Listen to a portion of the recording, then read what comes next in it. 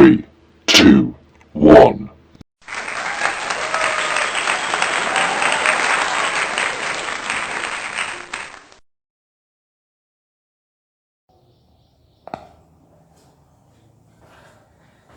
नमस्कार बच्चों, मैं द विलेज स्टडी सेंटर से गौरव त्यागी।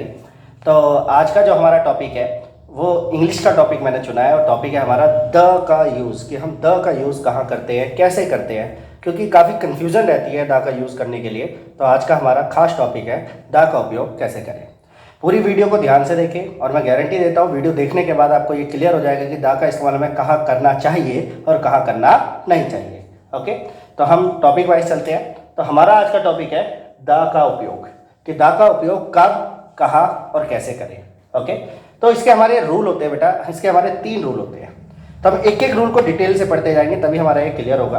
तो सबसे पहला रूल होता है हमारा कि द का प्रयोग सिंगुलर नाउन के पहले पूरी जाति का बोध कराने के लिए होता है। तो ये ध्यान रखना है आपको। इसमें मैंने 2 बातें बताई हैं आपको। पहला कि इसके अंदर सिंगुलर नाउन, किसको, सिंगुलर नाउन को देखा जाता है। हमारी जो संज्ञा है वो एक वचन होनी चाहिए। और जब हम एक वचन को बताते हैं, तो जब हम एक वचन से बताते हैं कि भाई वो चीज ऐसी है, तो उसके लिए हम द का उपयोग करते हैं। ठीक है, जैसे मैंने कहा गाय एक जानवर है।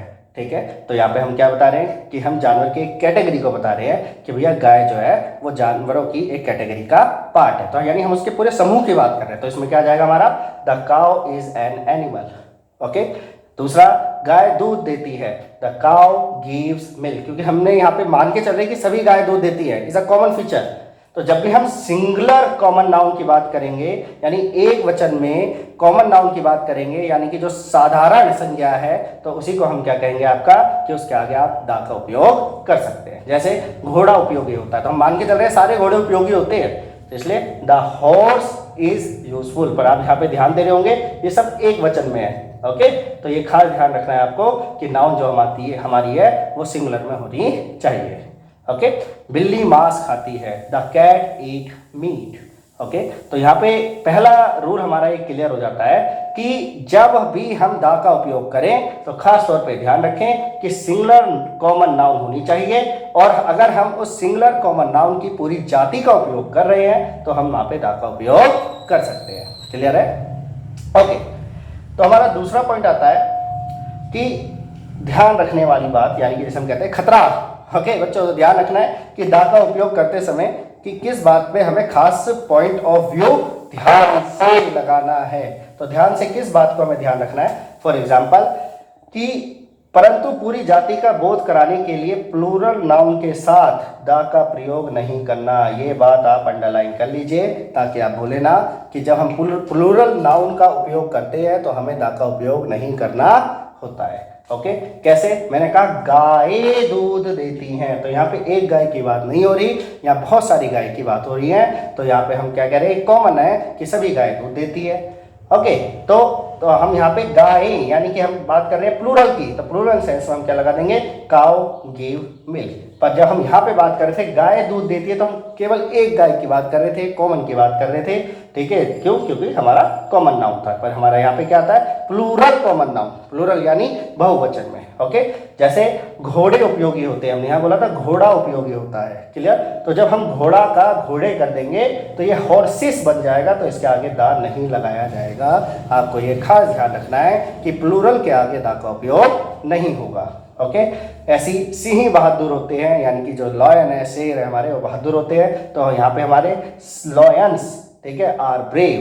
तो हमें यहाँ दिख रहा है कि प्लूरल हम यूज कर रहे हैं, इसलिए यहाँ पे हमारा द का उपयोग नहीं होगा। ऐसे हम कहते हैं बिल्लियां मांस खाती हैं, तो यानी हम बात करें कैट ईट मीट्स, तो अगर मैं बोलता हूँ कैट ईट मीट्स, तो वो होती है बिल्ली मांस खाती है, वहां द का यूज होगा। ठीक है, पर अगर मैंने बोला कैट्स, तो कैट्स में क्या हो जाएगा, हमारा द का उपयोग नहीं होगा, क्योंकि ये हमारा प्लूरल हो जाता है।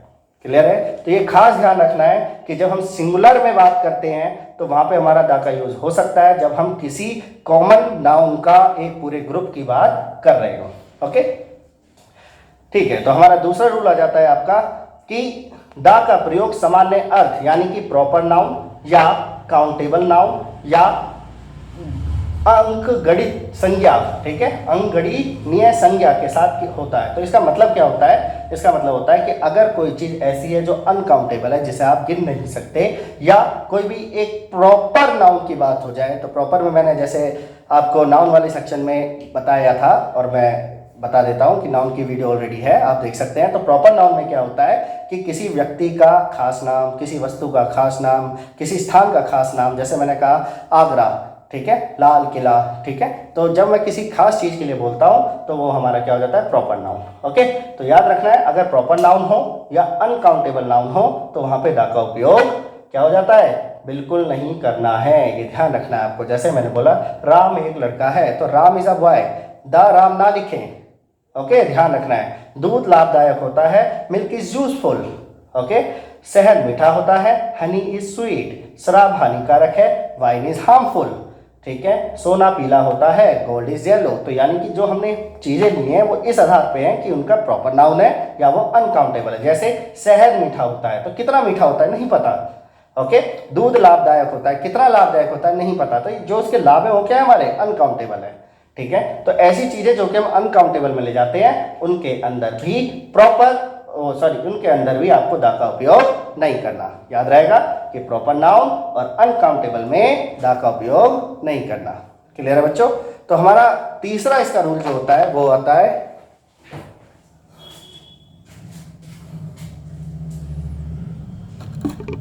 ठीक है, सुनने वाले को पहले से उसका ज्ञान हो।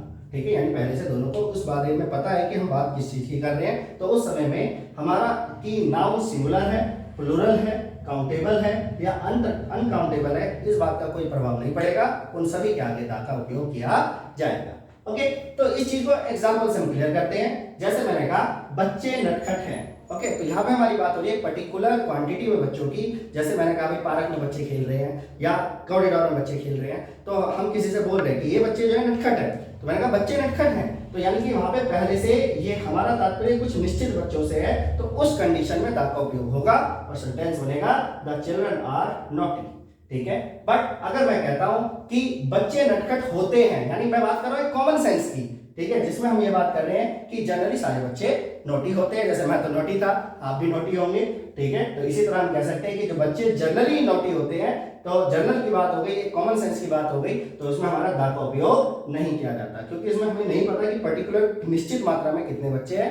ठीक है, हम अनकाउंटेबल या पूरे ग्रुप की बात कर रहे हैं उस कंडीशन में। ओके, कुर्सी टूटी है, तो मैं किसी खास कुर्सी की बात कर रहा हूं, या मैंने कहा भाई ये जो कुर्सी है वो टूटी हुई है। तो जब हम किसी काउंटेबल की बात कर रहे हैं या फिर हम बात कर रहे हैं कि किसी कोई निश्चित मात्रा में कि भाई ये कुर्सियां टूटी हुई हैं, तो जब हमारा द का उपयोग किया जाता है तब हम बोलेंगे the chair is a broken.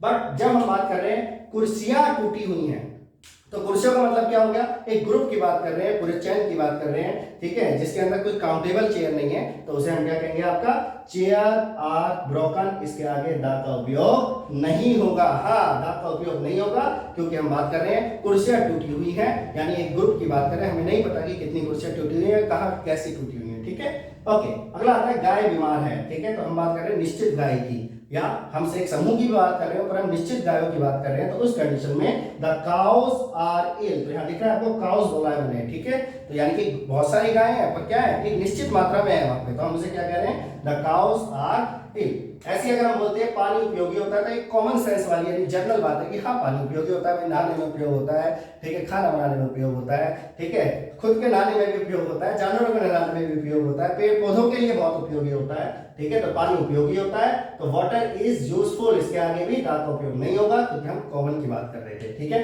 पर मैंने कहा पानी गंदा है, तो पानी गंदा है, मैंने कहा एक गिलास में पानी आया, पानी गंदा है। ठीक है, या मैंने कहीं भरा हुआ पानी देखा, मैंने कहा पानी गंदा है। ठीक है, तो इसमें हम क्या बोलेंगे? द, ठीक है, या दी वाटर इज डर्टी, क्योंकि हम वहां में बात क्या कर रहे हैं? निश्चित मात्रा की बात कर रहे हैं। क्लियर? तो ये आपको ध्यान रखना है कि जब हम दी का उपयोग करते हैं तो उस समय खास तौर पर यहाँ पे देख लिया जाता है कि वो वक्ता या श्रोता पहले से उस बारे में जानते हैं या नहीं जानते, तो उसके आधार पे हम द का उपयोग कर सकते हैं। ओके, तो आपको समझ आया होगा।